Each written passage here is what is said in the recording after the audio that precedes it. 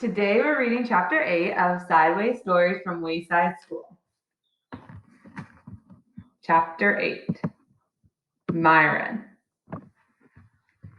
Myron had big ears. He was elected class president. The children in Mrs. Jules' class expected him to be a good president. Other presidents were good speakers. Myron was even better. He was a good listener. But he had a problem. He didn't know what a class president was supposed to do. So he asked, "What am I supposed to do?" "It's a difficult job," said Miss Jules, "but you can do it. You must turn the lights on every morning and turn them off at the end of the day." "What?" asked Myron.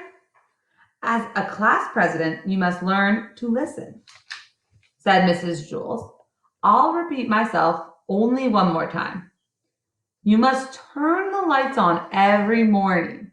"I heard you the first time," said Myron.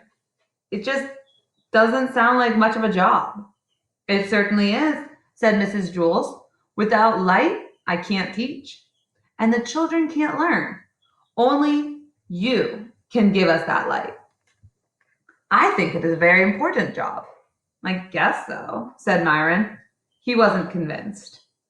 "Here, let me show you how to work a light switch," said Mrs. Jules. "I already know how," said Myron. "I've been turning lights on and off all my life." "Very good," said Mrs. Jules.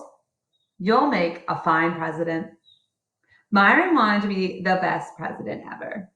But it was such an easy job, he thought, that anyone could do it.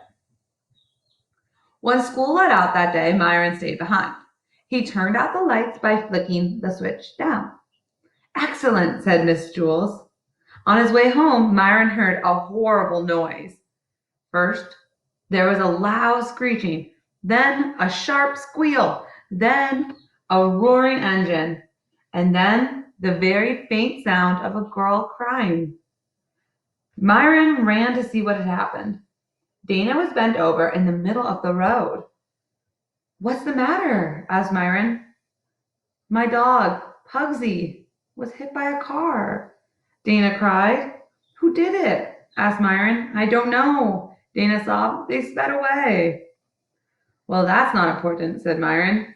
"We've got to save Pugsy."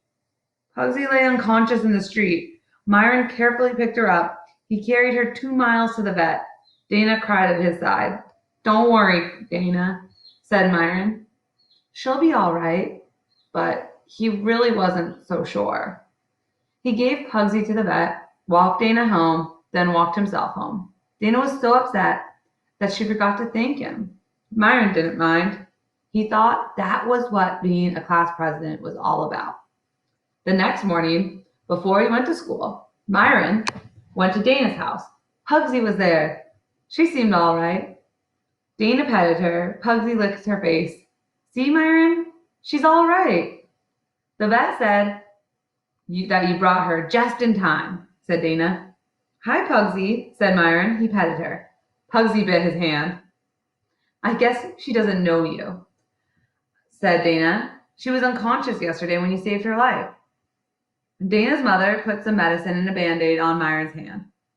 Then she drove the children to school. They were late. They ran up the stairs to Mrs. Jules' class. The room was completely dark. "It's about time you got here, Myron," said Mrs. Jules. "We have no lights." "Why didn't somebody else turn them on?" asked Myron. "Because you're the class president," said Mrs. Jules. "Show Stephen how to work the lights. From now on, he will be the class president." Myron showed Stephen how to turn on the lights. He flicked the switch up. At the end of the day, Myron showed Stephen how to turn the lights off. He flicked the switch down. After a week, Stephen finally caught on. He made a good president. The lights were on every morning. Myron, who was president for only a day, was the best president in the history of Wayside School. It was just that nobody knew it.